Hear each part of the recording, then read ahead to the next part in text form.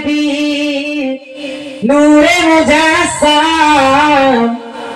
रहमत आलम नबी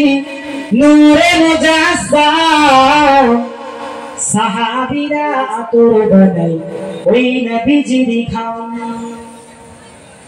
উস্তরে হান্নাত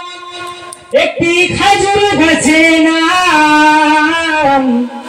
উস্তরে হান্নাত